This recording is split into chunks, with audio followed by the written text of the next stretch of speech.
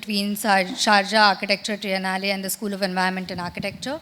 Our first panel this morning, Urban Engagement, takes us back to the central provocation of this workshop. What does it mean for architects, planners, researchers, and civic practitioners to engage with the city when their work extends into the questions of governance, ecology, and the collective life? Our last 2 days, we have been exploring architecture as a social engagement, as an ecological endeavor, and a collective effort.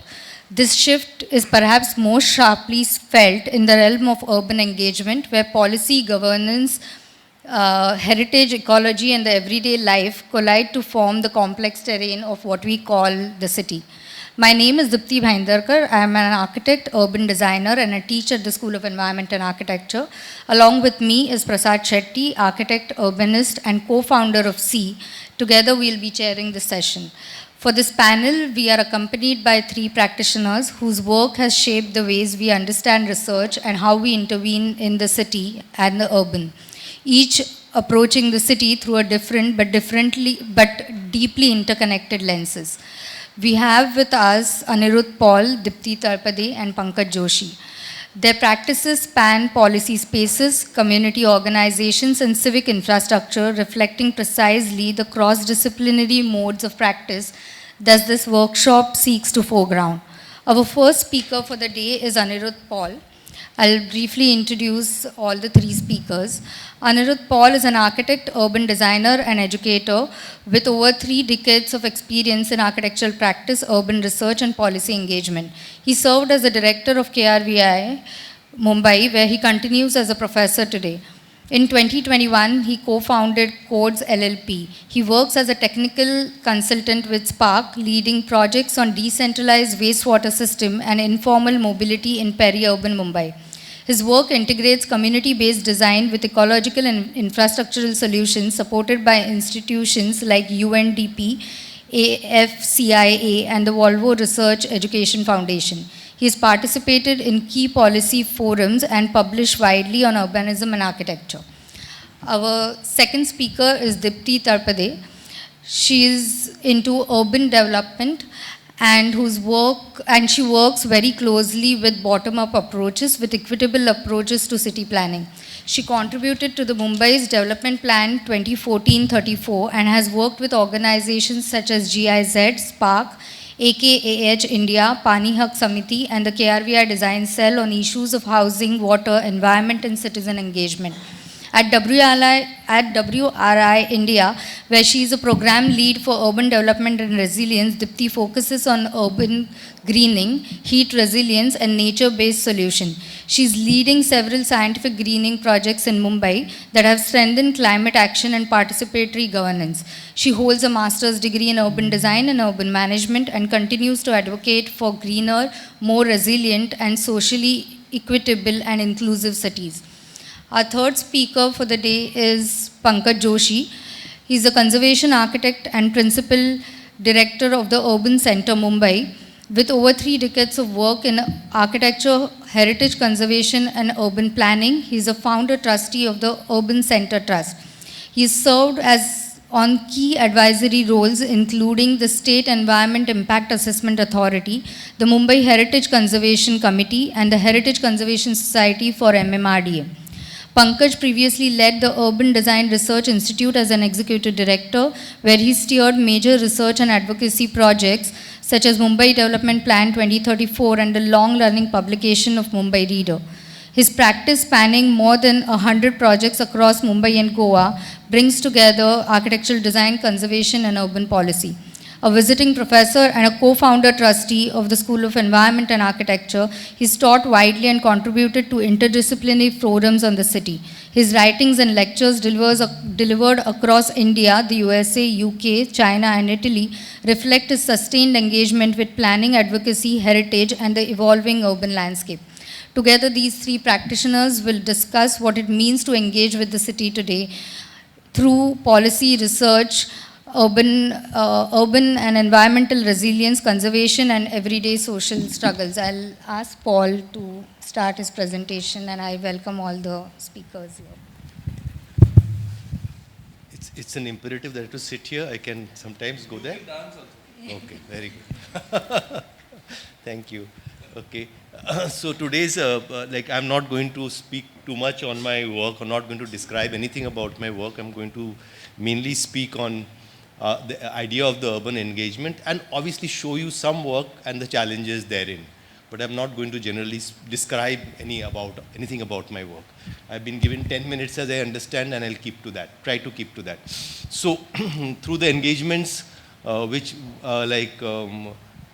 collectively I have had over a lot of, like whether it be the college, whether it be practice, what I understand about the urban, and that is something now I try to understand, it's like, and this is again a very clear image taken from something called the whole idea of critical realism, okay, that the urban, most of it, the urban projects, there is something about the idea of the real domain, and most of it is hidden. And what I understand is just not the object of the urban project, it's like a lot of it is about agents and systems. And between these agents, systems, and object, there is a notion of power. Okay, and to be able to intervene in this idea of the urban, you have to understand the notion of the power which is not seen, which is hidden.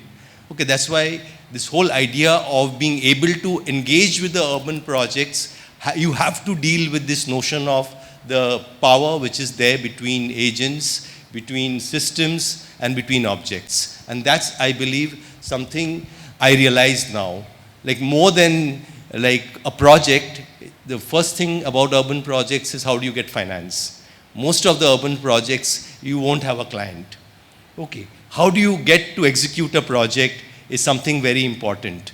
So more than what we are able to see, what is important is what comes underneath. Typical the notion of an iceberg. Okay, so there is a notion of the actual and the notion of the hidden. So this is something which I want to propose, and this has been my engagement, which I have been trying to understand and realize that this is how it has been. So, and the notion of the hidden can be notion of communities which have extremely like complex systems that they are organized. Is not a simple system that they are organized in. Okay, there will be play between different sections, different agents with varying interests. So these are some things which we have to deal with when we are engaging with the urban.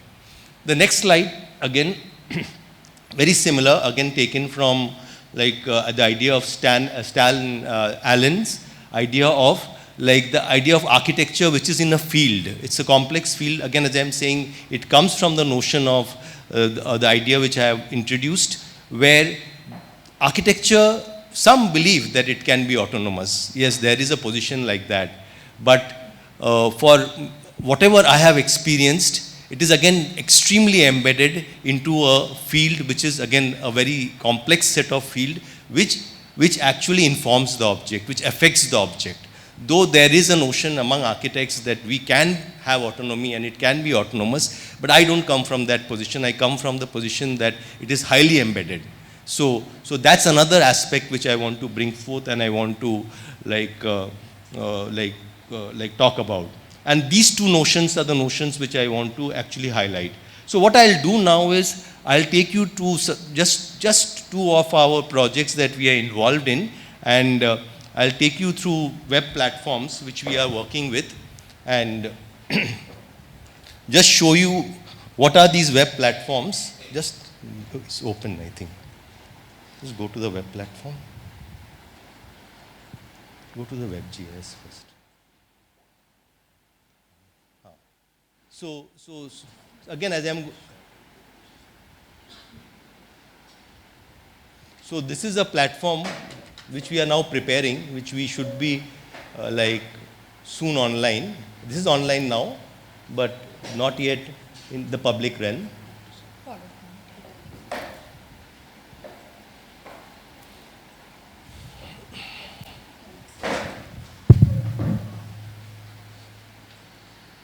So this is again a mapping of a informal transport system that we are involved in.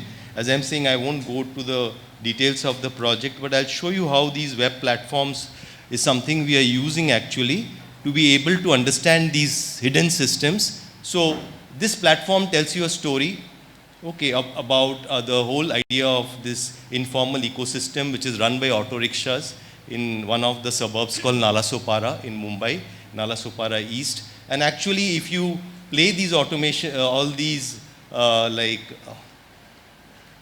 you can automate these aspects to understand how this system works. Okay, it tells you like the idea of how many people this system serves. And actually, if we look at these systems, we see that nearly it serves a small European city. Only in the eastern part of one station area, the amount of people it serves is nearly 0.5 million people. Okay, and this, like, these animates all the routes which are there. And if you see, there are the idea of the volumes which are there in these routes. You won't believe it, it has 18,000 trips, nearly traveling 75,000 kilometers daily, which is like 8 times going to Paris and Mumbai back. So these are the data sets which you can find. Okay, and actually this tells the story. So, but I'm not going to again explain you the system, but what this platform does is it is able to tell a story. It is able to collect information. Here you can fill up through survey forms, you can fill up information, and it is able to also analyze. It's also able to analyze the data. So the idea is to be continuously engaging, okay, with systems to be able to create a knowledge system. So that is what this system is able to do. And if you go again, it will show an animation of the of these stops which are there. So as I've said, I'm like just to show you a little bit of what we do. Okay, so all these are stops near the station area. Dotted are the walking lines which are there, which actually you walk till, and then these are the intermediate stops which happen in the whole system. And so this is what it does. So then I'll go to my second effort which we are doing is a project on water restoration. Okay. Abhijit also has been involved in this. He has been doing the web mapping for us also. And see, this is a platform where we have to now make a pitch for donation. Okay, but more than just being a platform and a pitch for donation, okay, because we are again getting involved in restoring this system. Okay, what it does, it also allows you to share information. Again, you can obviously tells you about the project also, like the idea of how like we are using like this platform to restore polluted water bodies, getting support for these bodies. Okay, this shows one of the talabs in Vasai Virar, which we are presently working on and trying to restore. We are trying to reuse the water which is there, which is polluted, and trying to bring it back into the system for aquaculture. So clearly these are the efforts which we are doing. And just to show you like how, and ask the questions about what is the notion of funding in this. And if you see this project, these are projects are completely run locally. In fact, the contractors also are very local. In fact, the labor also is very local. That's how you generate lot of support for the project. Now the project is in such a stage where the locals want this project to get done. But as I have said, it comes to the idea of this whole notion of power, and the idea of power getting into the idea of agents, systems, and objects. So it's a work at that realm. So this is something I want to put forward. Thank you. I hope I have stayed within time.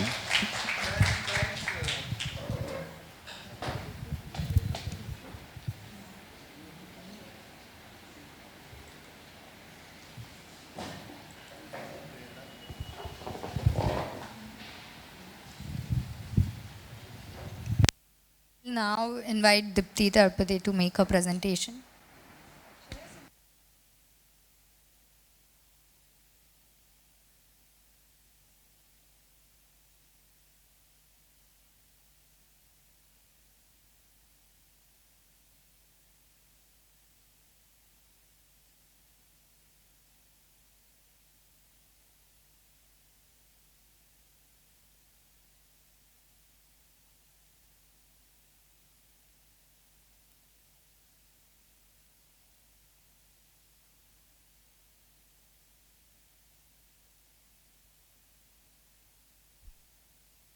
मैं किया नहीं हुआ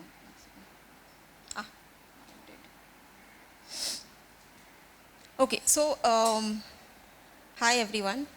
uh, I thought I'll show one story. This actually captures the way we are practicing currently, especially after the Mumbai Climate Action Plan was launched, and hoping that this story can bring out all the threads of working with the city and with its various stakeholders. So I'll begin with this. This is a story of Lalubai compound. Just to give you a background, so through the Mumbai Climate Action Plan, there was a process that we had set up of figuring out what are the wards that are experiencing urban heat the most. And through that, we were able to prioritize some of the wards, saying that these are some of, because of the intensity of high density.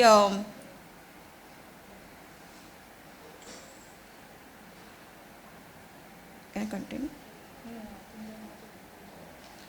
Mona, are you able to hear us?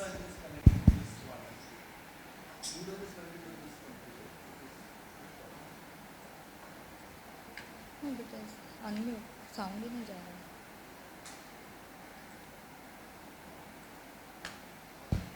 Hello.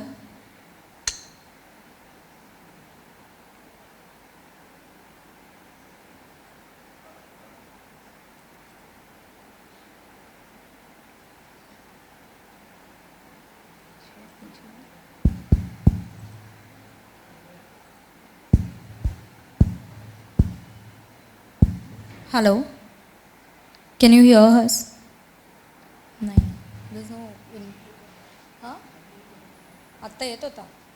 Mona, can you hear us?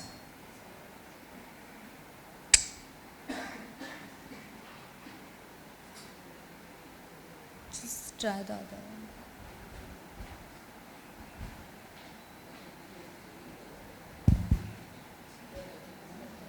Hello.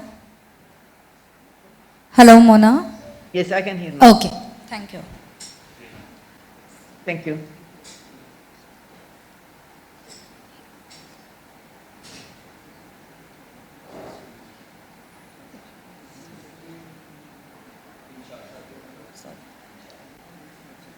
So I'll continue. So these were some of the priority wards that we had identified. We had our partners, Tata Institute of Social Sciences and UVA, who were working with us on this project. And two wards that we had selected were P North and M East.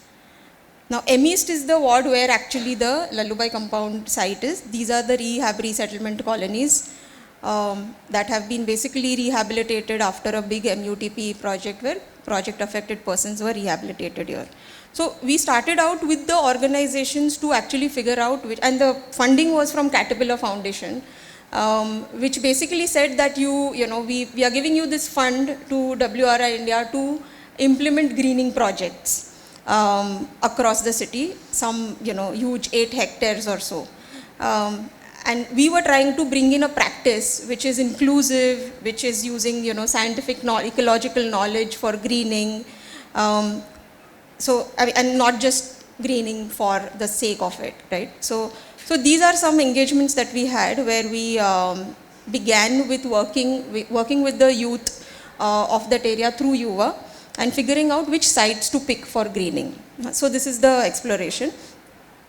And these are some of the sites that you see in Lalubai compound, which are currently derelict, unused. These are areas where there were already, like this particular site that we chose, where there is on the left hand side you see there was already a warehouse earlier, and now on the same plot housing was developed. So this Maidan above, not the triangular but above, is called Cement Maidan, and there is foundation literally behind. So this triangular patch gets used very rarely because it gets very hot during the summers. Also it gets very waterlogged during the rainy season. And this is the spot where we saw that there was interest from the society to create a park. Now this was constructed actually by the MMRDA, and there was probably a park that was created earlier, but there are no maintenance mechanisms to actually, for developing them further, or, for the upkeep of it. And this is a poorer neighborhood, so it's very difficult to kind of maintain it the long term.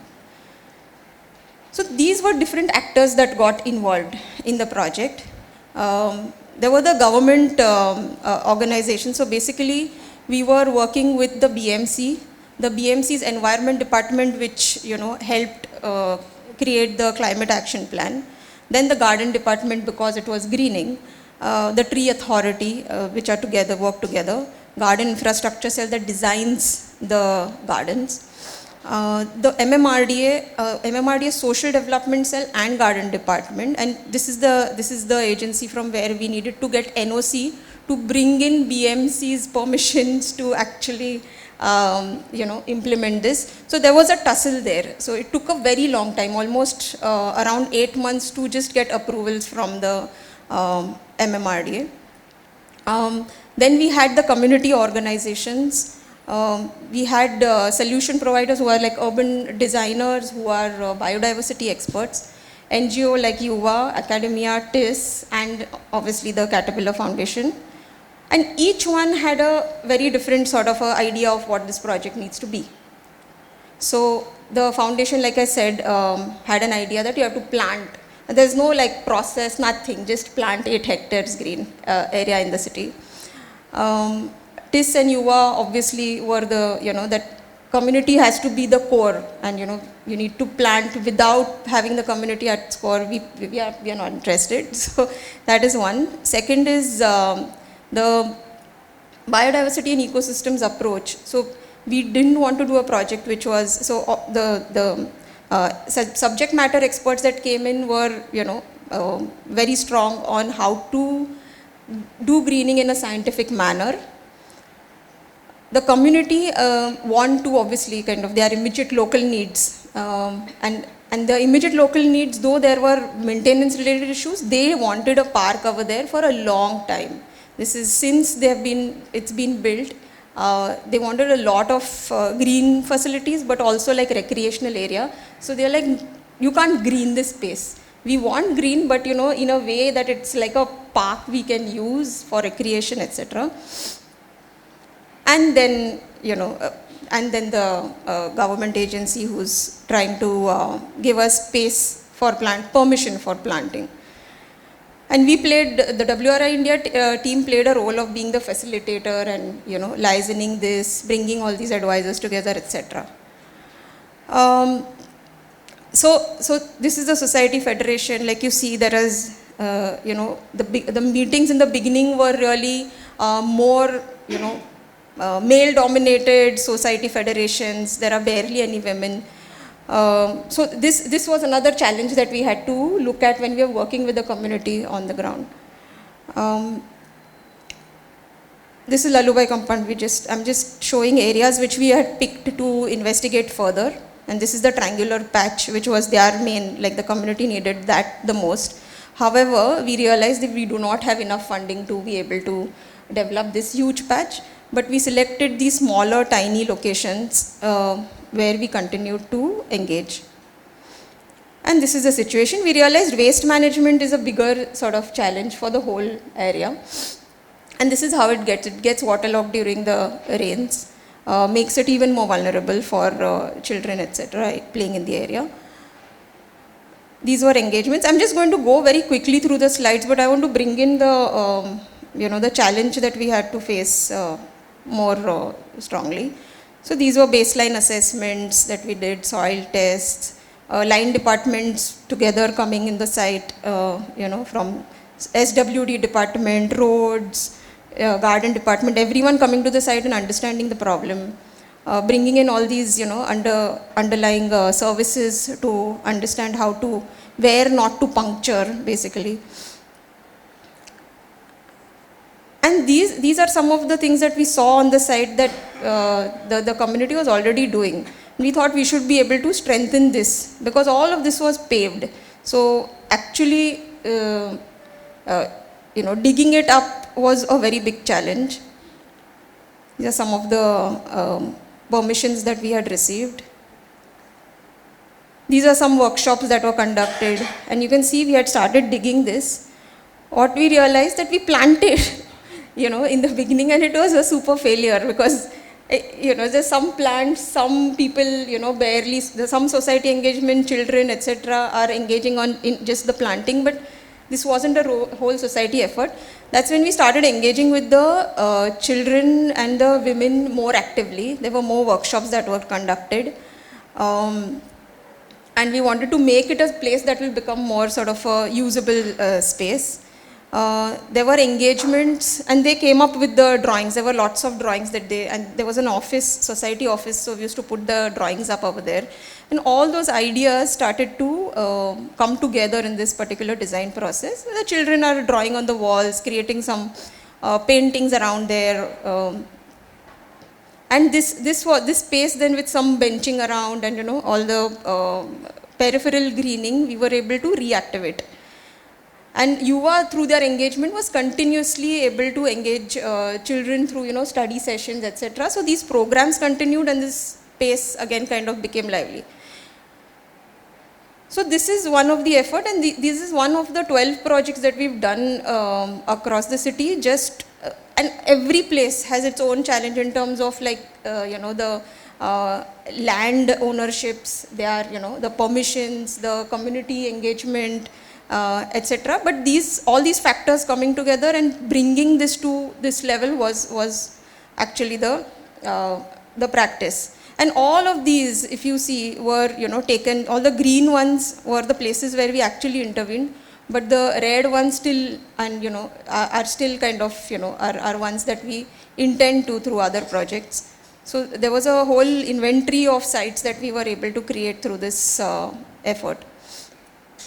Similarly, in Cheetah Camp, TIS got involved in doing more kind of microgreening, figuring out what are these microgreening efforts that are happening in the resettlement colonies, and envisioned this as a microgreening practice which can be done along in schools and then through streets, etc. So that's sort of the vision that they started out with. And the schools basically engaged with eco club programs, etc. Whole seed to plant understanding, making it part of their curriculum. So the greening effort went through these small sort of microgreening practices. There was a demand that we conducted this workshop, and there was a demand from the community to make a greening manual. Because how do we go about doing scientific greening that you're talking about? And again, here, the whole conversation was never about climate. It was always about, how to really create these spaces that are going to be useful for us, and we are going to kind of operate them. So this is the manual that came up that MCGM then hosted. It was developed by all these different participants who were engaging with us of how do you green in small, medium, large spaces. How do you understand ecosystems around and then design.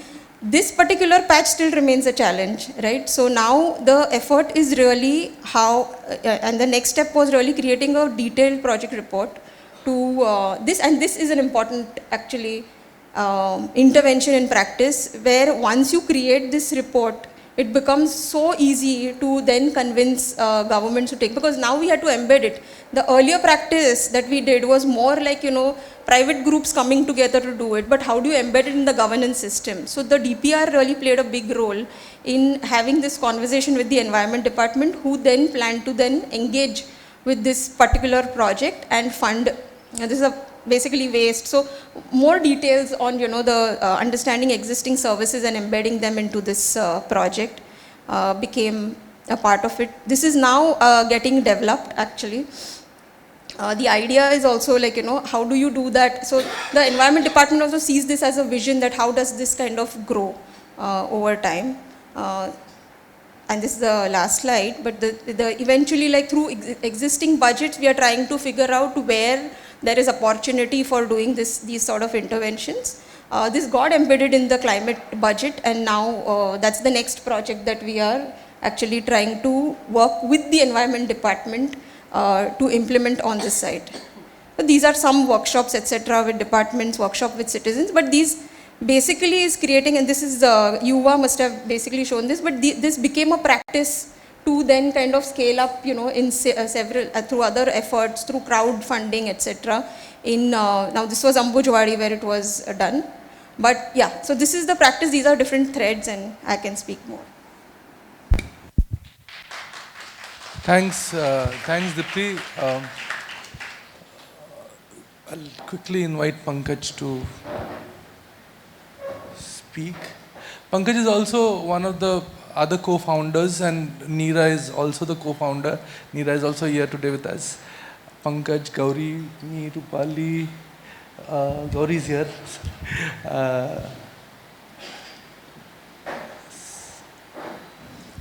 Yeah, a lot of familiar faces. So what I thought was that I will divide this presentation into two parts. One is kind of pre-urban center and then the urban center work which is there.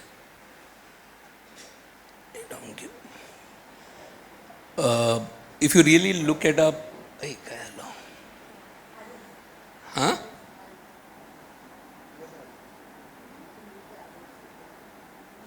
Yeah, if you look at the early 2 decades which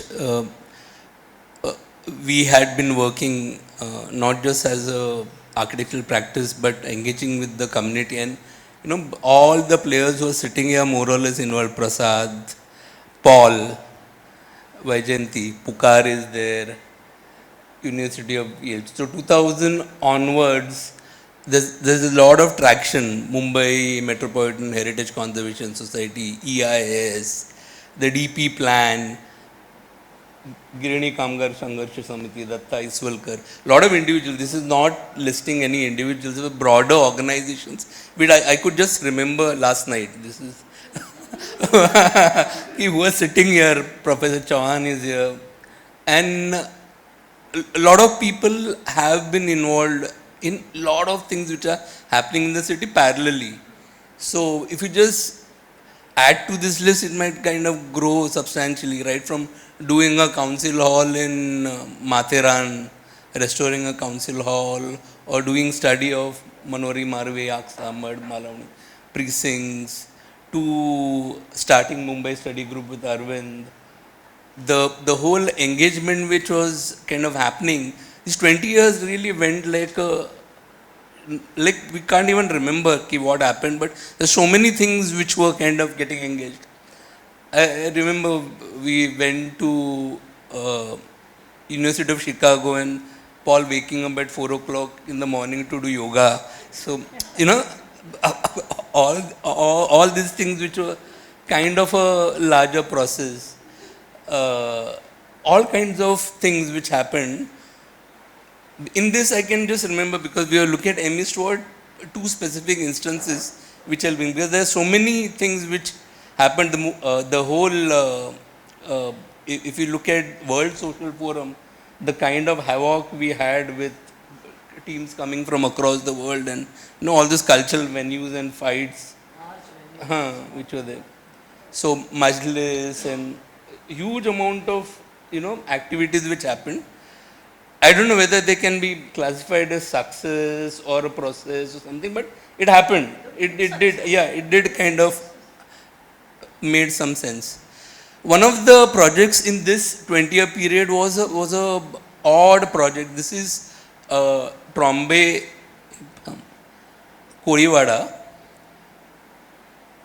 The cooperator then kind of had approached us and said that there are a lot of problems in the Korivada, and why don't you look at that?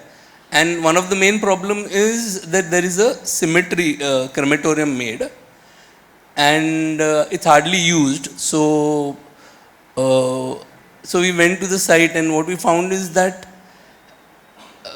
when we looked at the DP, this whole space was identified as crematorium and extension to the crematorium. On this side is all BARC, there are watchtowers with armed guards, and it is under CRZ, it is under National Armament Depot, it falls under the impact zone of the reactor, Cyrus reactor, so virtually no development was possible. When we went to the site, we realized that the Koreans have actually removed all the mangroves and made a cricket field. And and when BMC came to make the crematorium where they had planted trees, they said, no, you plant it in, do the crematorium shed in the mangroves. So they filled further and put the crematorium shed. Now, they said we want to do something, and we didn't realize the ambitions were huge. They wanted a full-size cricket field. So ground was reserved for a crematorium, municipal land. These are the watchtowers, the sentry posts, which have actually armed guards. This is the BRC compound wall. Exactly a kilometer is the Cyrus reactor. And this is the National Armament Depot where weapons are kept. So this whole zone is a high impact zone. So you can't build anything. So the community was so vociferous that the lady corporator had to kind of do something. She said, let's develop the crematorium. So we started working on the crematorium. We said we can't build on a ground like this. We'll do in some spot here. But the requirement was so high of having the wooden pyre, the wooden storage and all. So eventually within this coconut trees, we did a very small crematorium. And as we were doing the crematorium, the Kori community asked us to put all the debris onto the ground. So we said we have a debris disposal. They said no disposal on the ground. So we finished this crematorium. Simultaneously, the Kori community was hyperactive in developing the cricket field. And by the time, this is where the crematorium was developed, they built a complete oval cricket field with the same size as oval. And got curators and all, and started developing pitch. Now this is in 2021, but if you look, by 14 it was already developed. And they made sheds, pavilions, and this crematorium is the main club. Because they said we burn bodies like once in 2 months, so we can use the crematorium as a gym with all the facilities. And it's developed, and it's now called the Chereshwar Cricket Club. It's having state level matches, and they have multiple pitches. And the issue with this is that eventually they got the crematorium only where we designed the crematorium. Rest all was converted into a open space, reserved as a achieved open space in the DP. So they also managed to convert the 1991-2001 DP in 2034 into a existing open space. And so this is how, communities really manage to do a lot of things which we do on plan and all. It doesn't really happen. Funding by municipal corporation, work done by municipal corporation. They used to catch all the trucks on Mankur and ask them to dump in the mangroves in the night. And the police and everything were extremely well handled. But finally, in 20 years, managed to do that. The other end of the thing is now the crematorium is used with, runs ka hai, there are speakers which they put when they have this state line. There's a video, I will not go into that video. Sorry. Existing open space. Sorry.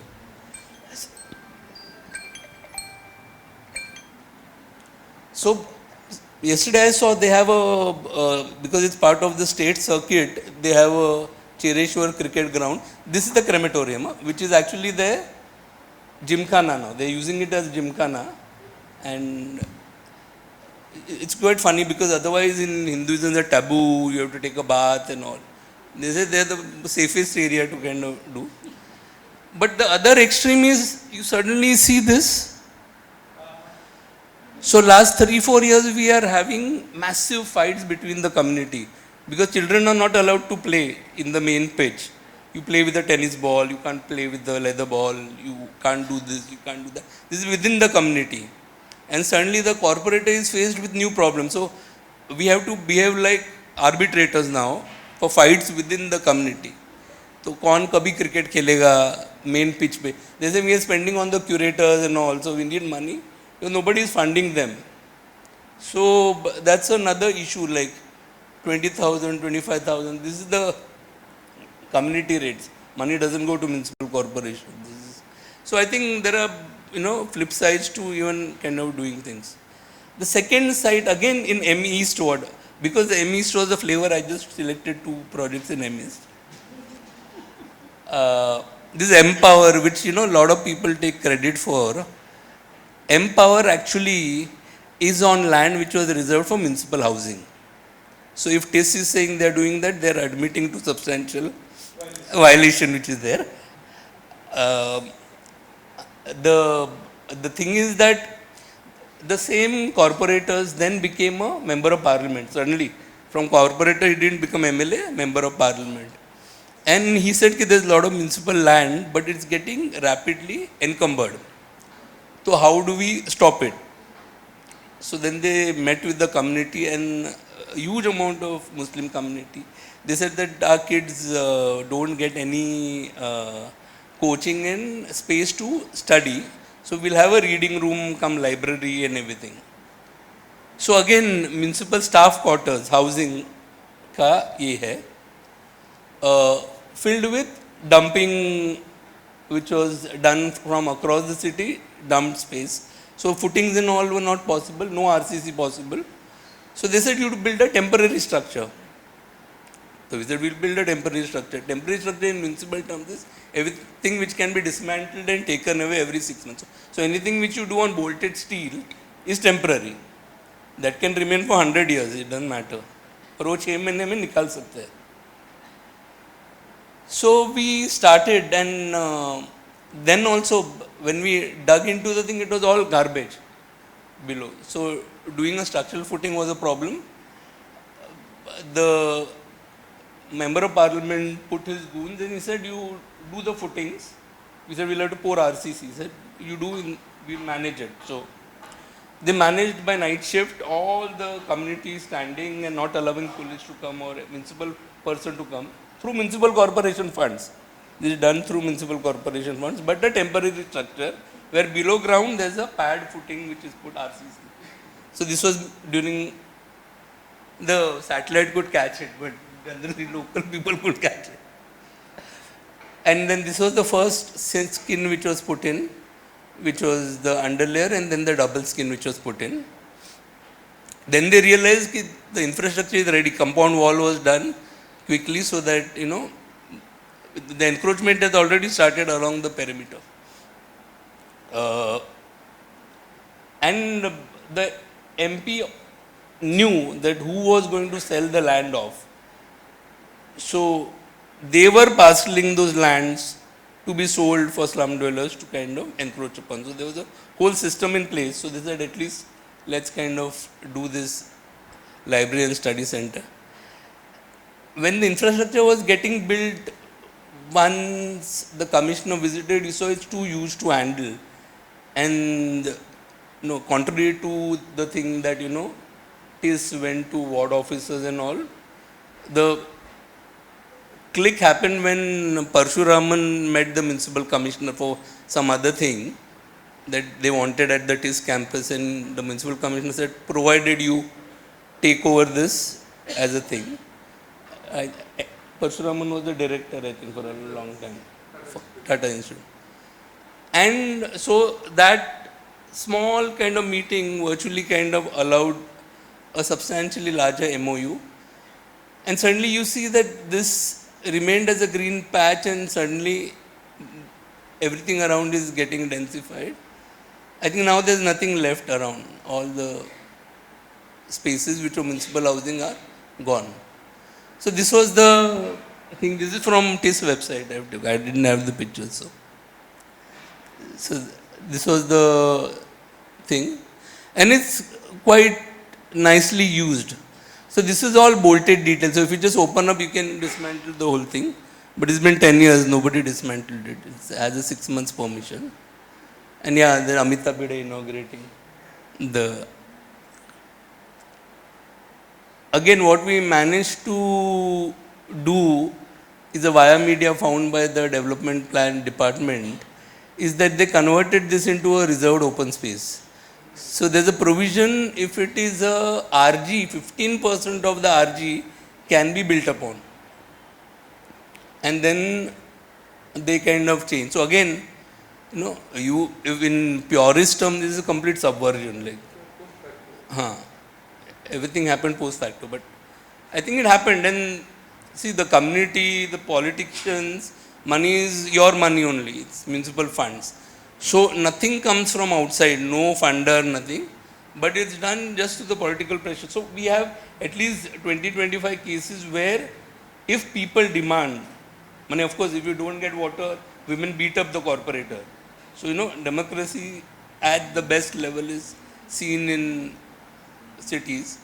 Same thing, if you want to implement, is enough money and enough systems. Like if you would do normally this will require 37(1) AA modification, where BMC will publish for change of user. Then they'll go through suggestion objections, a 4-month process. Then if it is recommended by the house, that is municipal corporation, it will go to Mantralaya, Urban Development Department. They will do a 37(1) AA notice, ask for suggestion objection, and then after a period of 2 years, probably you will get the modification done. In this case, it kind of went through without anybody asking anything. So the DP process was very interesting because from 2008 to 2018, we could manage to get more than 100 organizations and 3,000 errors were modified in the existing land use, 6,000 errors in the proposed land use. So we still got a suboptimal plan, but a lot of errors could be rectified. One of the, I think all these 20 years has been, few successes, but huge failures, like large failures. So in terms of, if you see a CV, if you list the failures, it will be like a 20-page document. What we managed is a page. So one of the super failures was this Mumbai Metropolitan Authority's regional plan. We brought in all the changes, everything, but when they published the PLU, it looks nice and green. This is Mumbai Metropolitan Region, roughly 5,000 square kilometers, and lot of shades of green. So, all environmental aware people is a nice and green Mumbai. Rest of the thing is all there. But in the fine print, all users, including industries, were included in the G zone. So what was green essentially also meant that you could build there. So the planner's sleight of hand, this is the premier planning agency in the region, one of the earliest metropolitan planning agency doing this. That means something which you are seeing this is actually this. So most of the region is going to be brown, 5,000 square kilometers. So, this kind of thing being done by planners is amazing. And they are very well respected planners in the country, running planning courses across in premier institutions. So we were aghast when finally, despite several changes, we could manage to get several changes. This fundamental thing we couldn't change because they stuck to it. We went to 3 or 4 very senior councils that we need to challenge it in court. They said, if you tell us, we'll challenge it. That's not a problem. But they said, can you tell us what is illegal in this? So did they follow the due process? Did they publish it? Did they go through suggestions, objections? Did they take your suggestion, objection? Did they officially refute the suggestion, objection? Then what is illegal? So that time we realized that bad planning is not illegal. So you can't challenge it in court. You can't hold an urban planner for doing this green to brown. It is not illegal. So Aspi Chinoy, Navroz Sirwai, Fredun Devitri, senior councils, very well known, working free for us, said that you want me challenged, but it's for academic reasons. And you can get some press publicity, but it's not going to get you any traction because you can't prove it is illegal. So essentially, these things can only be sorted through community action. You cannot do it through urban planning interventions or advocacy at our level. Like, one thing which we managed is we managed to get the Kodis to get their few problems brought, and with meetings in different Kodiwadas across from Palghar to Sindhudurg, we moved into this environmental right, land rights, development rights. There's some traction in each of this, like marking Kodiwadas on the CZMP map, doing demarcation which is provided under the land revenue code, or getting the DCRs done through the local authority. So each of this is moving, but extremely slowly. So we started in 2006, 2025, we may have achieved like 1 or 2% of what we want to achieve at the end of it. The other thing which we miserably failed is on this 2 million houses program. We tried to do this, and if you see the thing for people who are not from Mumbai, we had a program started in 1990 called Shivashahi Punarvasan Prakalpa, that everybody who's in informal settlements will be able to be housed in apartment blocks, and nice high rises were shown and all. So earlier it was a 7-story high rise, then it went to 13 stories, then 21 stories, then the current standard is 40-story high rise for slum dwellers, slum rehab.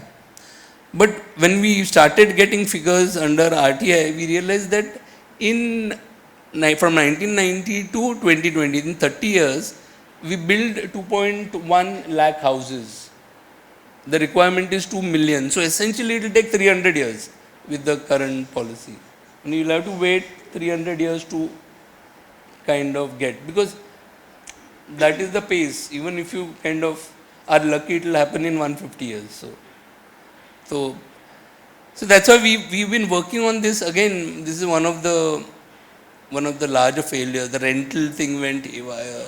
Everything we brought in was twisted, turned into something which was completely unusable. So I am not taking the blame. Paul, Prasad, all were part of this. So it's like Neera, Professor Chan, all were part of this failure. So मैं अकेला थोड़ी किया कुछ. Anyway, so that's when post the DP we thought that we should chew the larger things also and smaller things also, and if we can kind of get some traction on site. There were a lot of projects which were getting done, and there was an intertwining. Private practice was kind of mixing with the other things which were happening, and we still do that. And there's a kind of cross subsidy which helps us, like private clients pay for the public work, so it's like much better to do it. So we started this urban center in 2000, post-COVID, and the usual suspects were with us. We went to the municipal commissioner and we said that, just can you create decent footpaths for people to walk, nothing of anything fancy. And we showed him this, like this is the situation in every part of the city. It's like agriculture, हर साल paddy लगाते हैं वैसे हर साल footpath कर दे. कि क्यों माने, it doesn't kind of grow, you don't need to have a crop, like why do you need to do every year? And this is the situation in most of the city and suburbs. And they have the thousands of photographs here. Like why this bollard? Like which car is going to go there?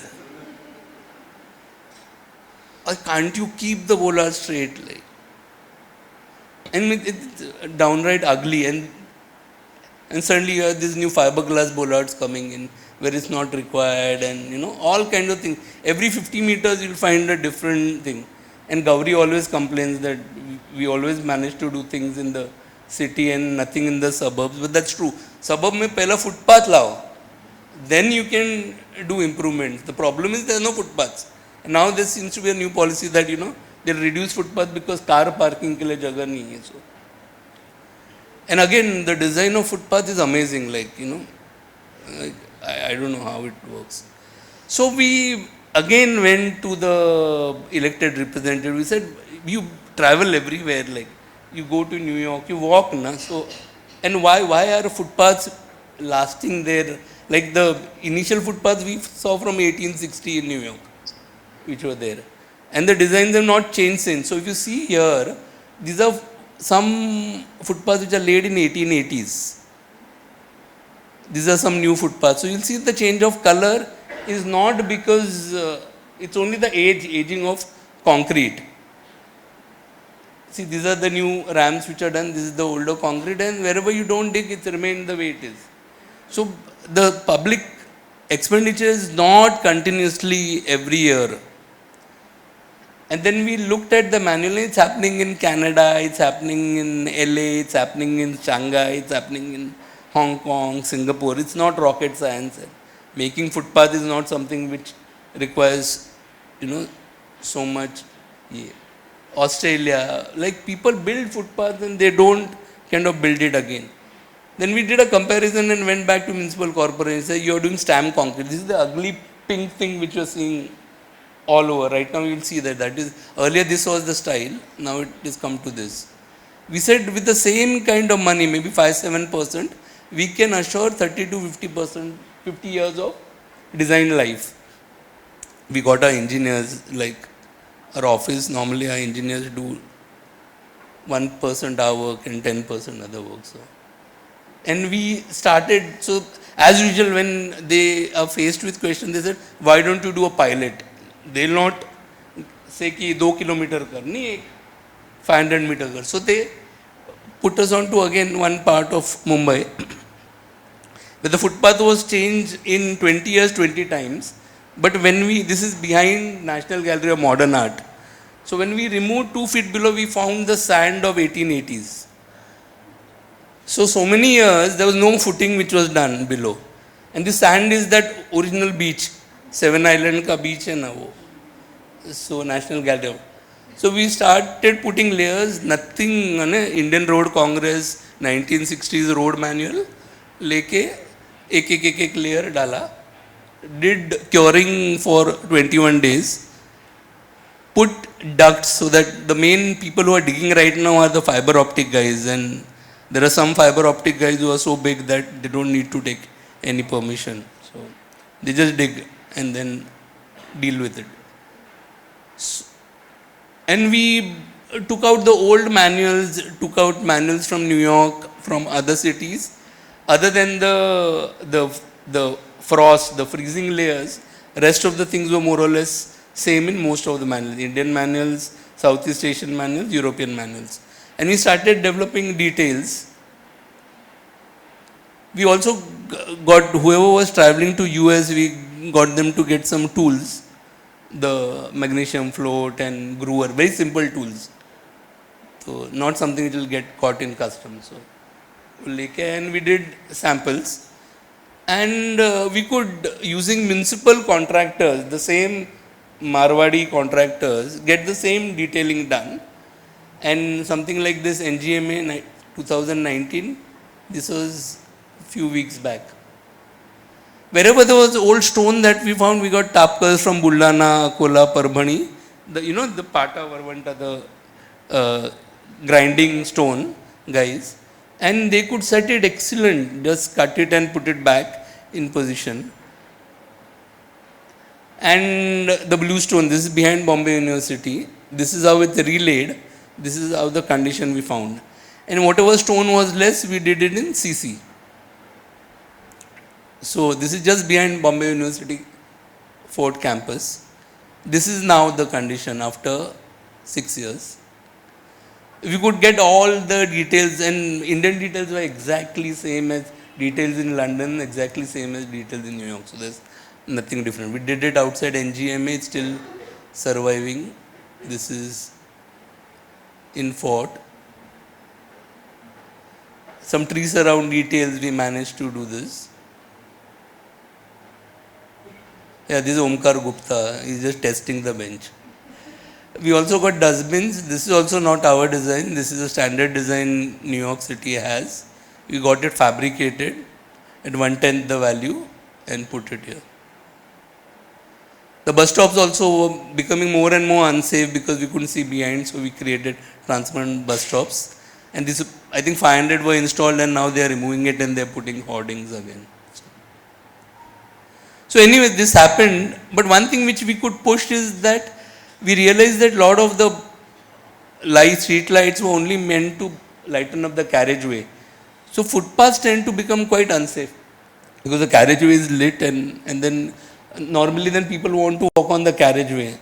So instead of a single arm light, we said that you replace the top. There's no capital expense. This two-way also are available because these are for the central median lights. And we got the joint commissioner to come on site and see the illumination. This was how it was before, this was now. So most of the city wards have two-sided thing now. And then as usual they, एक pilot से 2, 3, 4, 5. Then they said, why don't you do it in the suburbs also? So they were never letting go of the larger thing. They didn't want to make a manual or standardization. So we did, this is behind VJTI in Dadar, still surviving. This were the paver blocks at Five Gardens. Sorry. This is at Chembur, near where Vajanti lives, that Diamond Garden Road. It's still there. That church you can recognize, that next lane, 9th gully. This is near Bandra, near the Chetna College. Then MG Road. See the thickness, the width of the footpath starts reducing as you move further north. The footpath kind of shrinks. And then they send a third party auditor to evaluate. This is Chembur. This was before the G20. Yeah? They wanted to put up the video for G20 that our footpaths are accessible to all. This is one footpath in Chembur. You go on the side lane, the wheelchair is going to fall.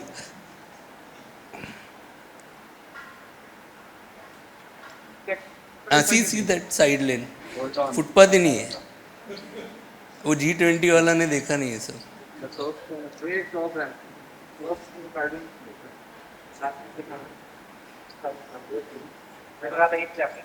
Anyway, so they found it like the footpaths are accessible to all in Mumbai.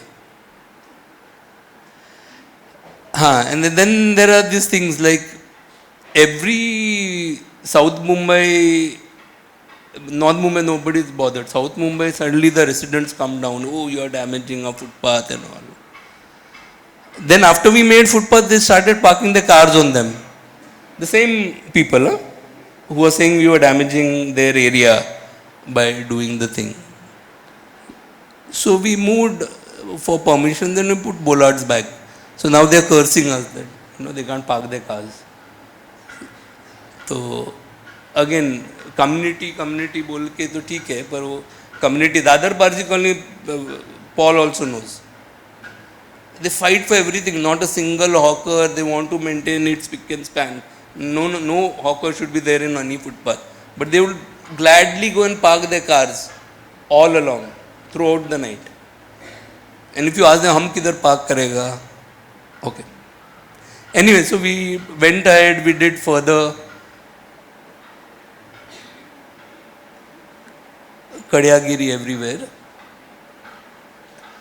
The last thing which we wanted to show was the people from this area who were part of the freedom struggle approached us and said that we need to do something about Agast Kranti Maidan.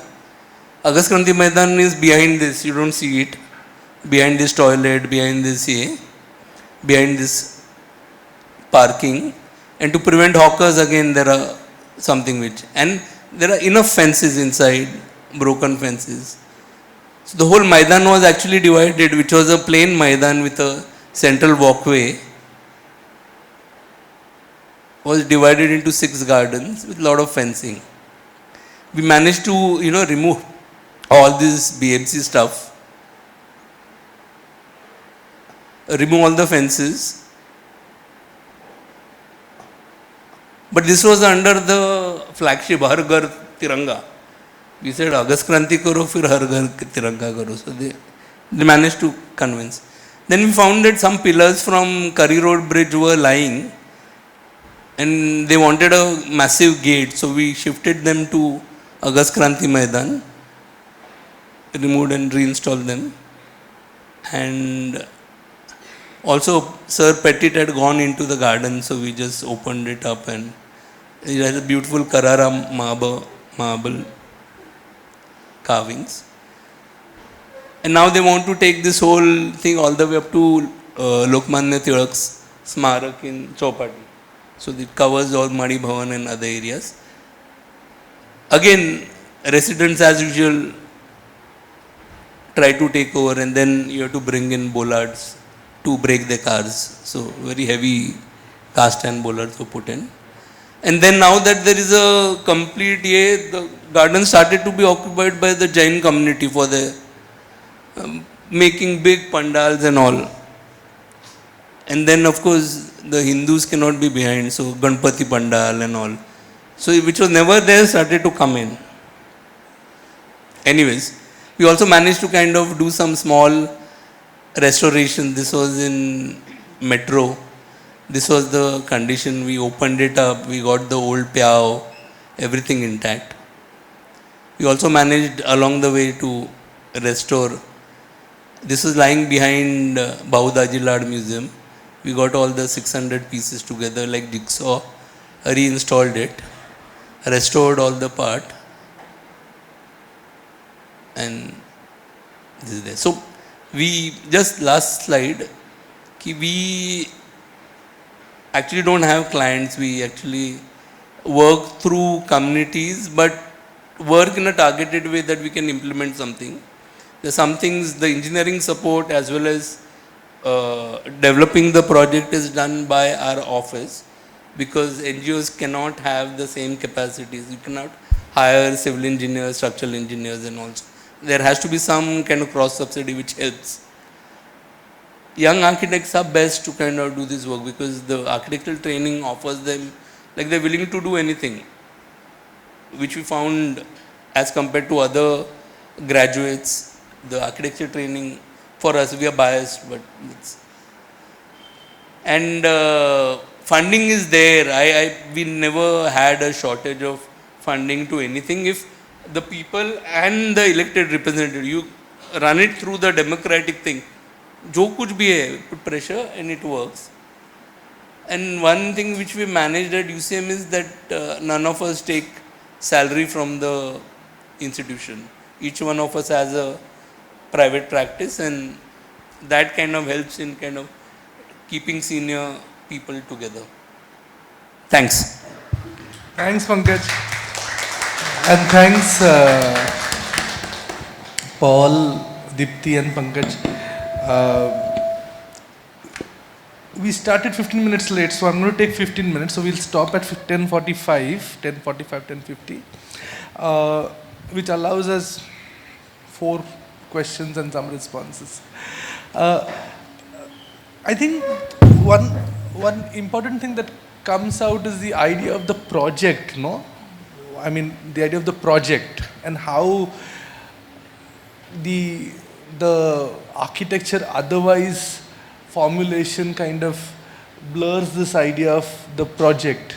And I think what all 3 speakers have been saying is this blurring of this idea of the project, because architectural practice is about project, and project is, and if you break down the project, it's about the client, the timeline, the presentation and the product, it's about finance, and I think all of them kind of broke it down where the client was kind of, where Paul opens it up, this whole idea of, and glad Paul brought this whole idea of power, the power dynamics, no? And how do you kind of play, and also this idea of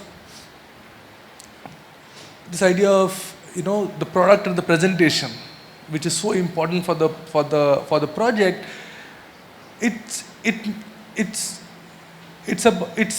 in these practices, it's about conversations and negotiations, and the image, when Paul was showing that making those comparisons between Paris and Nalasupara, reminded of, the boys, this drawing of African population.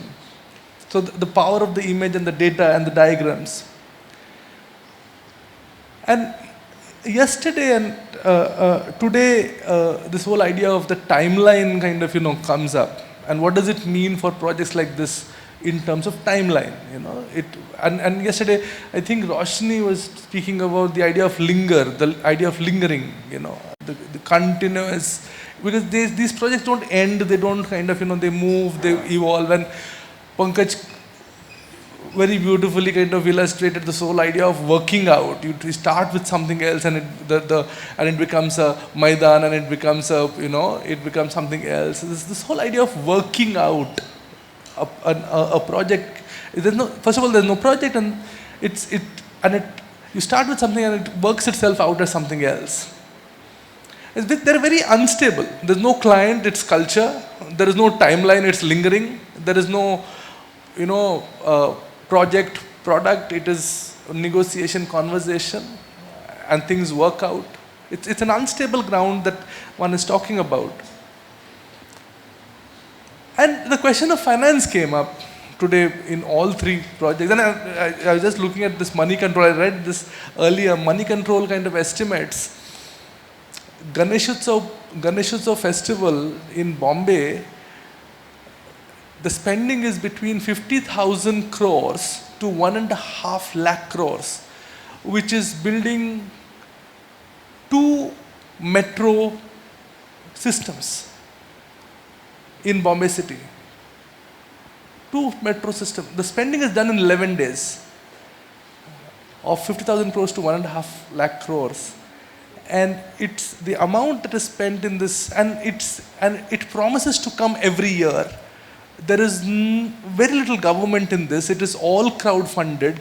It is sourced from the crowd. There is no mega centralized organization which kind of manages funds. Audits happen in a strange way, but it's 50,000 crores to 1.5 lakh crores, which is mobilized to run to have this 11-day festival in the city of Bombay.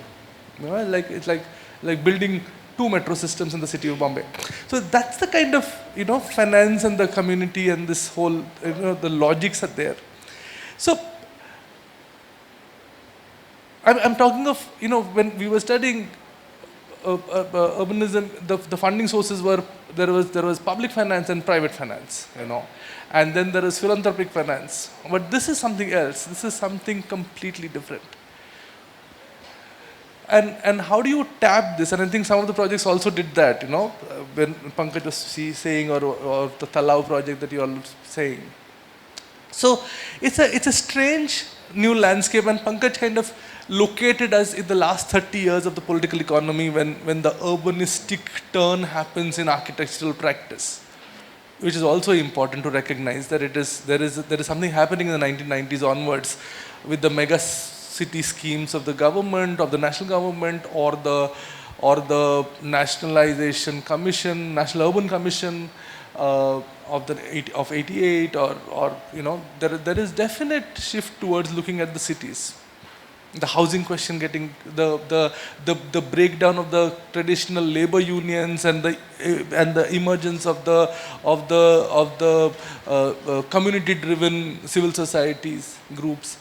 So there is definite shift into an urbanistic and architectural practice, and increasingly the number of urban design schools and planning schools which have emerged across the world actually.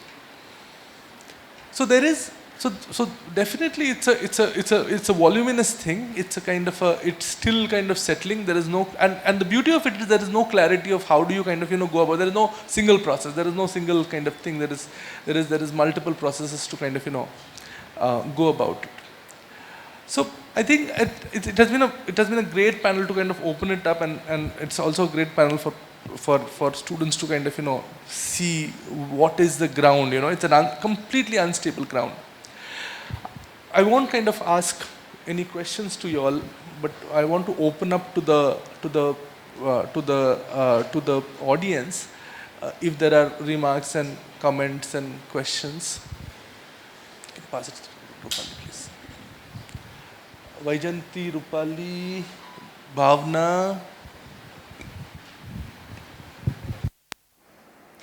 Thank you so much for this panel, everyone. And I want to go back to one of the questions that we began with in the first panel, where we were talking about the architecture of a practice like these, right? Like, because I mean, just to sort of preface, we had, the whole generation of the so-called masters, Korea's working and of the Rajrivals and all of that, and Professor Chauhan is here as well, that there was a time when there was a state-sponsored, state was really the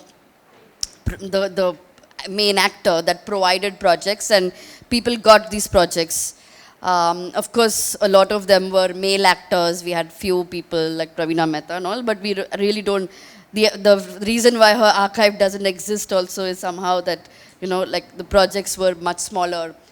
And then we had this sort of the shift to a kind of private realm, right? Like a lot of projects that came from the private realm, and we had one of the statistics that we showed that only 5% practices are really, only 5% of the population really now gets services of architects. And what this panel has also opened up is this shift towards starting to look at other kinds of practices that are not patron dependent, right? I mean, we were also trying to articulate that in the school where we said, one of what Pankaj showed also, that in spite of a big policy regime in housing, the gap between demand and supply gap is so large that it will take 100 years, 300 years to fulfill this gap. And so we were looking at repair and retrofits, and that the studios came in, and also looking at pilot projects. In fact, a couple of houses that we are working with, we realized that slum dwellers are able to put in 20 lakh rupees to rebuild a house. And that rebuilding of the house includes the slum dweller, the extended family, because now the sons got married and others. So they have one more house. And then there are 2 more houses for rental. So it's actually also a rental model. In 20 lakhs, you're able to house 4 families, right? But they're putting in the money themselves. And so in some ways, there's it's an interesting terrain that we are seeing, that the field is showing us something else and other possibilities of practice. But I just want you to say, because you've also been engaged with it, and also because these are all 5th year students. They're all very soon going to get into practice.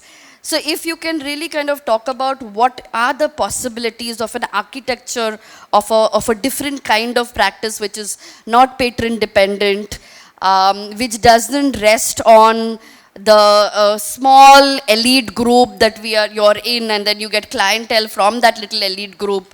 So, and that sort of completely closes the practice. So if any of you can tell them, give them an advice of what are other ways of setting up practices, and what could be the architecture of that practice? We'll take the 3 questions together and then we'll respond, okay?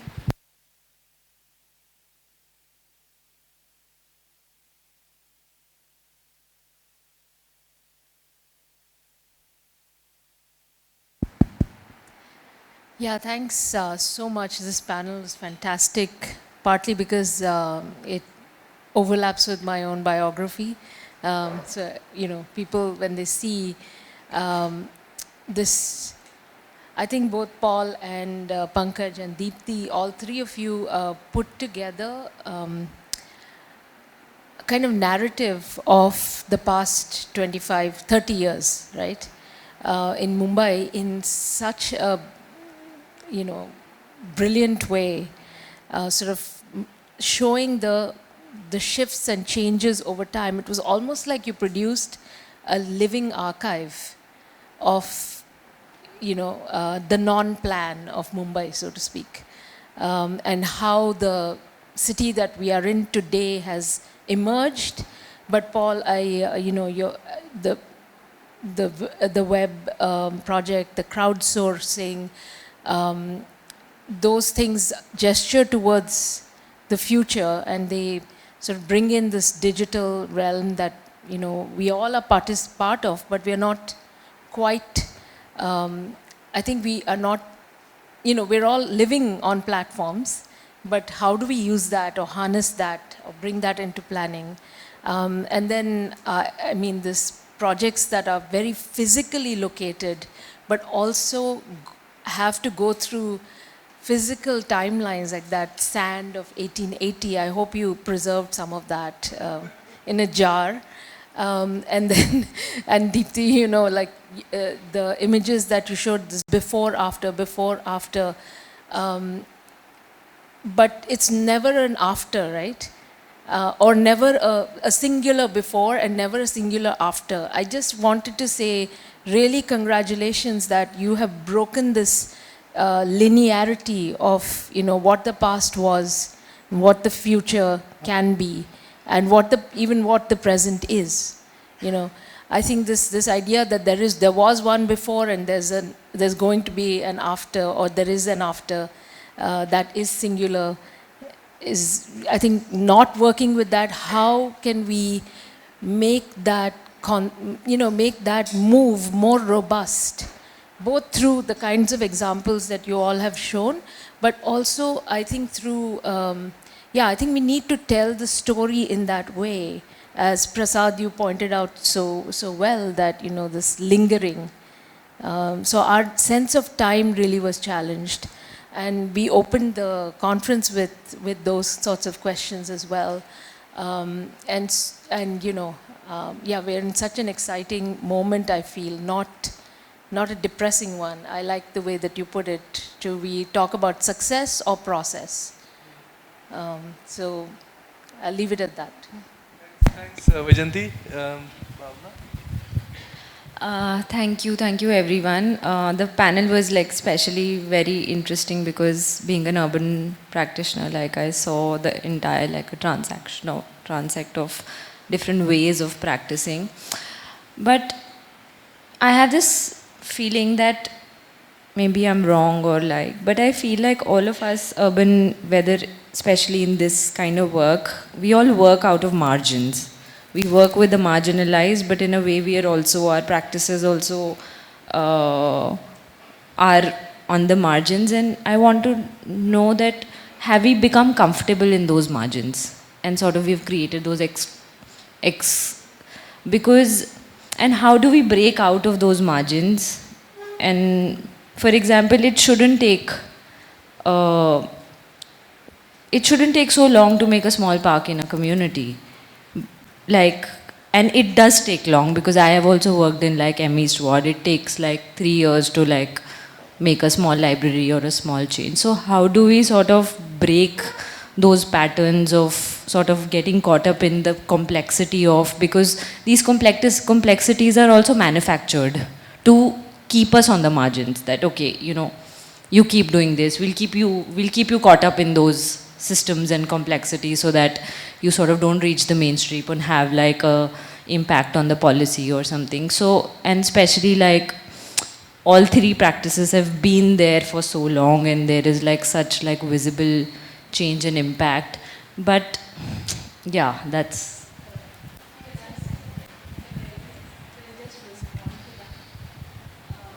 Yeah, well, I think that it's a great point that you've made about working with the marginalized. But I'm not sure. I think after this panel, it should be even clearer that what these practitioners are doing is not the margins, or it's not inhabiting the margins. In fact, the margin is the field, you know, and this is the practice. I don't think there's any other way, you know, and whether we think about complexity as being manufactured deliberately, or you know, and we see various conspiracies behind it, or we just accept that this is the condition that we have to operate in, and learn from the experiences that have been put on the table in terms of how do we intensify and solidify those alliances and solidarities that are required. Like, you know, you're using the climate action plan, it's brilliant, you know. Uh, 30 years ago, it might have been like development funding from World Bank or MUTP or whatever. But the idea of the practice is to identify where are those openings that we can, because nobody is going to give it to you. We know that already, in all of our practices. So I feel like we need to inhabit more robustly and not think that we've become comfortable, because those margins keep changing or shifting as like sands, There's nothing below. So, yeah. Sorry.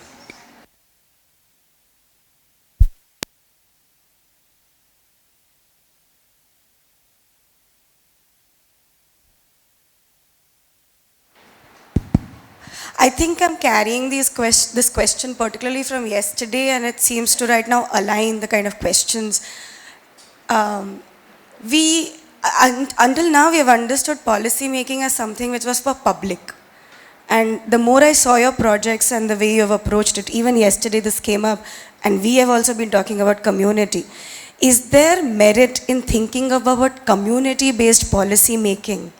And breaking the whole idea of policy making to the micro context, to the neighborhoods. Does that seem something that emerged from your work, which allows the formalizing of the practice, going back to Bhavna's question, so that you're not just making a dent for once in the places that you worked, especially Pankaj, your projects, which seem to move from one neighborhood to the other? Is there merit in policy making which becomes micro, and does the institution then have pedagogies? Is the architect ready to step into policy making, into writing for the city or for the projects? Can that be the architecture of practice as well?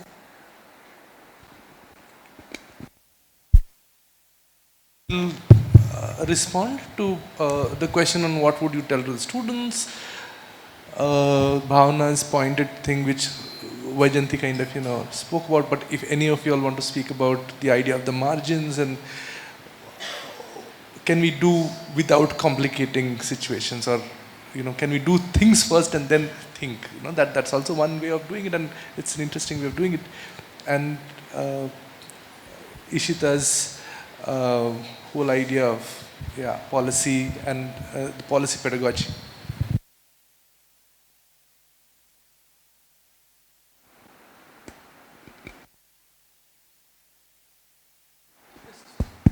Hello.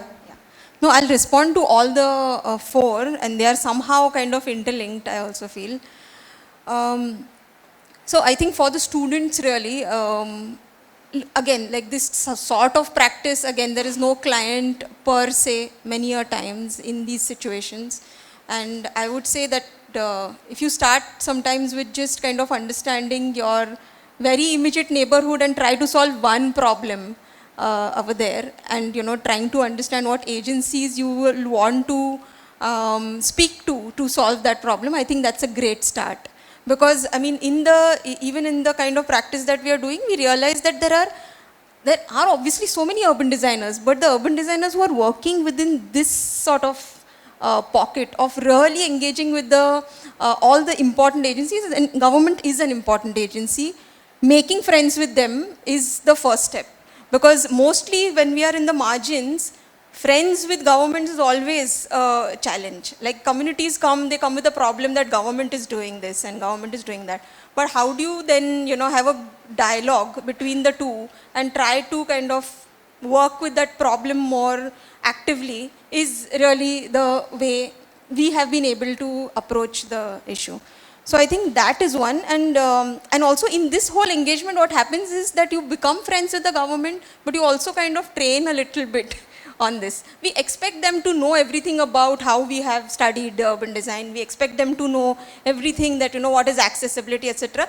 But the way in which they, the kind of system, the way it is there, it's very, very engineering centric, and there are all these softer kind of issues absolutely thrown out of the window. So how do you bring in an engagement and train them to understand that, listen, this is the community you'll have to engage with if you want to solve this problem, and you'll have to make friends with them.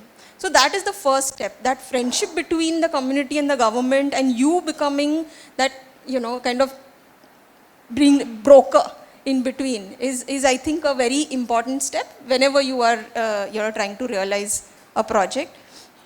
And what Vaijanti was also pointing out is this is a, it's not one project. You'll realize when you do one, there'll be another that is going to, latch on, and another and another. So it's always going to be a chain of projects. If you do one thing correctly, maybe not 100% there, but 50% there, but your experience will be used for the next one. So I think that is like the chain of sort of reactions that takes place in a long way. It will not solve the problem, but it will obviously kind of take you towards solving something in the systems that is going to take you to the next level for sure. And that's the kind of hope that we are continuously working with on an everyday basis, even when projects fail.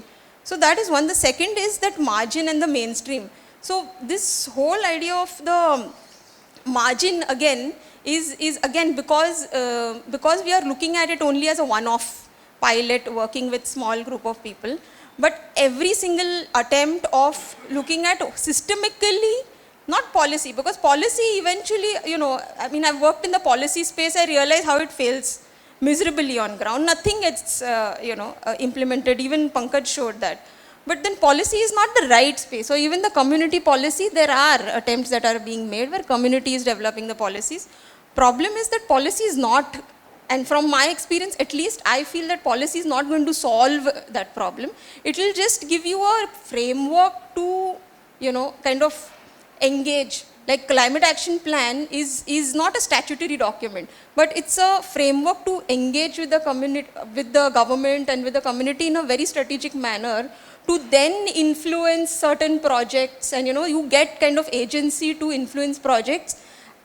And obviously, I mean, those projects then move from one thing to the other. It could be greening, but then it's service infrastructure upgradation, and then it's also housing. So that's the kind of linearity, that it can kind of, that's the power of a policy to kind of, influence that. But it's not going to influence change immediately, and everybody's not going to start using it the way it is. So that mainstreaming is what I would say is, is this continuous sort of, not, the policy cannot be that mainstream. Mainstreaming is really this very strong principle that is, that is at the base of it that you are kind of following. And the last I would like, I think I already addressed here. So I think this is my... I'll do it in the reverse order. When we did the DP exercise, and for 10 years we engaged with more than 100 stakeholders, individuals. At the end of this whole exercise, we realized that the days of unitary town plan or development plan is gone. And this top-down approach doesn't work, neither does the bottom-up approach work. You require something which is a mediated thing, and it's definitely not the MRNTP Act which is there now, and it has not worked. Like the first town plan in 1950s was implemented up to 10%. The second plan of 1967, 15%. The third plan of 1981, that is 91 plan, was implemented 18%. If you have 3 generations of plan getting implemented only 18%, it's high time you realize that that process is not working, and I think there requires to be change. One thing is that map which I showed with errors came through crowdsourcing. It was not done by us or not done by one person or one agency. So essentially time has come for an open plan, for crowdsourcing, for new tools which are available now, probably were not available then, to do a plan. So definitely it will not be the communities which will do the plan, because we know that the other communities will not allow any outsider to come in. Or there are certain communities, Jain only, non-veg nahi khane ka, idhar ye nahi karne ka, couples will sit separately on benches in garden. So I think definitely not community driven, definitely not top down. So that Narsimha we need to kind of get, how will that form look. The thing is, for her question, definitely we are not comfortable in the margins. The thing is, last 30 years we are struggling because we are not comfortable. And Neera is struggling for 50 years because she is not comfortable, I know for sure. So the thing is, we are not comfortable in the margin at all. And we keep on challenging. If you keep margin and core, first of all, I don't like this binary of margin. We are in it. whatever. They pulp us, we get down, we get up again. They again pulp us, we again get up. So it's not like we are in margin. We are there. And the thing is that they listen to us. Whether they do something about it is a different matter. But definitely when we say something, they listen. So I don't agree with this thing that, we are comfortable in the margin. We are definitely not comfortable. And although Vajayanti might say we are inhabiting the margin, we are also touching the core. We are not kind of allowing it to be stable. So it's not like, so don't call us urban naxal vaxal abhiyan. There's a ऐसा बोला तो बोलेगा ये तो urban naxal जैसा बात करते हैं, ऐसा कुछ नहीं है. There's an act in Maharashtra Assembly which is passed that if you talk like this, you will be treated as urban naxal and you can be put behind bars for 6 months without bail. So, yeah, recently passed. So, so you can't talk about margins and yeah. Anyways, they'll come up with a list including Vande Mataram margin as part of the non-usable parliament. I think, just joking. So I think that uncomfortability is something which kind of allows us. So some kind of sadistic pleasure that we get in continuing with this thing. So that is something there. The whole thing is, Rao, it was never linear. And we've seen these processes like, since 90s it's become far more complex and you really don't know what hits you because you don't even anticipate. So essentially you will have to be far more guarded, far more guerrilla in your work because you really don't know who is affected with what.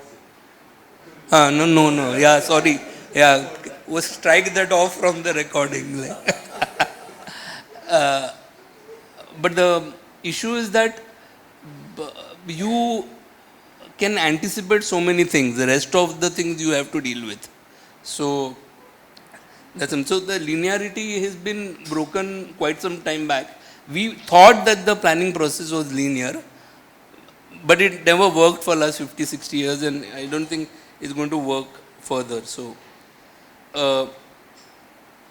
what we did as young architects, what Rupal is saying is that we tagged along with people we thought were good. Like we tagged along with Neera, Arvind, and we did a lot of things which we were never kind of thinking to do. We just tagged along. I don't think we had a clear perception or a CV in mind or something. And I think things happen. Only thing is that it's a long process. It's not going to happen. Like if you expect that you're suddenly going to buy a house in Mumbai in 10 years, it may not happen. It might take longer. But there's a lot of work. And I think content तो भी इतना है ना, जैसे वो comedy के लिए content है, ऐसे ही architect के लिए content है. There's so much content across. Like we are still not getting outside Mumbai. If you look at class A, B, C town, 25,000 towns will be cities in another 5-7 years. Like if architects say काम नहीं है, तो then there's a serious problem with architects. You cannot generate enough work and cannot generate relevance, then it is there. But I think this butterfly-giri is becoming a problem right now. We are seeing in practice that we tagged along as friends for decades and things worked for us. It's not like we clients came to us or something, but the process happened where we kind of found our spaces, we got work, we ran our practices, we get fees many a times. So the thing is, and we also get funding. There are people who are willing to fund because they appreciate the sincerity, and it's like a leech here. You are just stuck to it. You keep on doing this. So खून तो मिल ही जाएगा. Anyways, so there's a lot of work. I don't think the young architects are in a renaissance period right now to do a lot of different work. Okay. So I won't repeat what Dipti and Pankaj have said. I think I agree with them.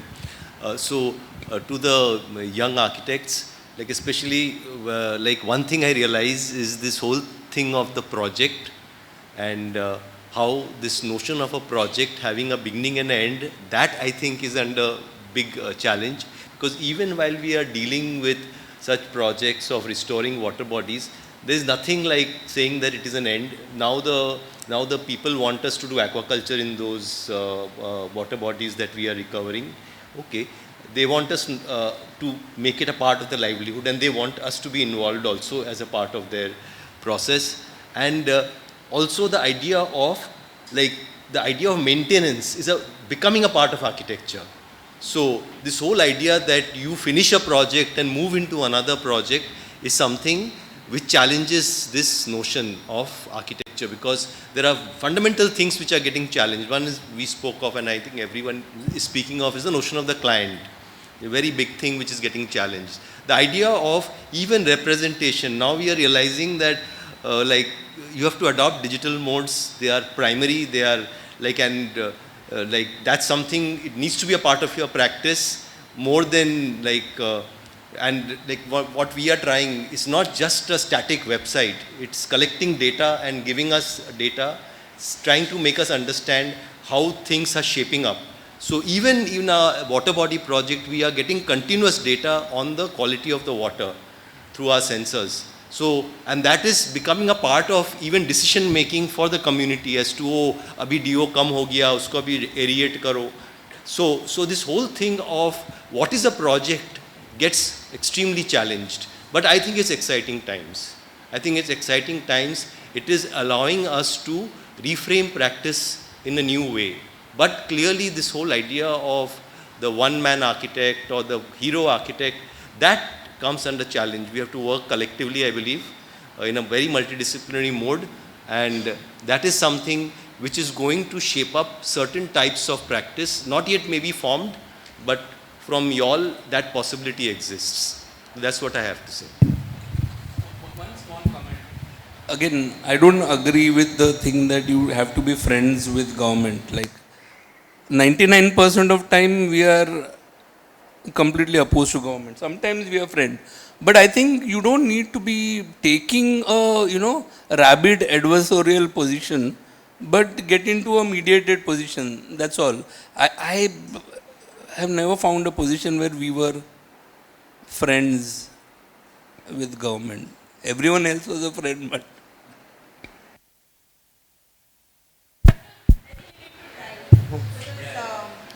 Because that has been really, I think, one of the backbones of multiple things that have happened after. So I think that worked for.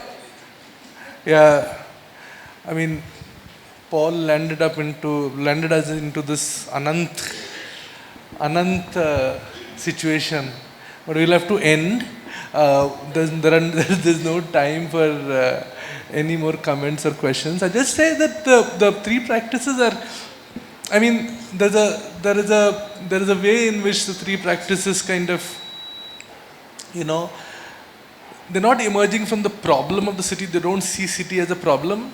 They see city as a series of forces and figuring out ways in which you can dance with those forces, and things will emerge from that dance. And I think that's where the whole practice is located. And I think if we look at practice in that form of dance, I think it's an interesting way. Whether you're a friend, curator, I noted other arbitrator, broker came up, facilitator came up. So many words came up actually. But thank you, everyone. We've shot beyond time. It's 11 o'clock. We'll take a 15 minutes break. So we will start at 11:15, and those online, we will take a 15 minutes break. Yeah, thanks.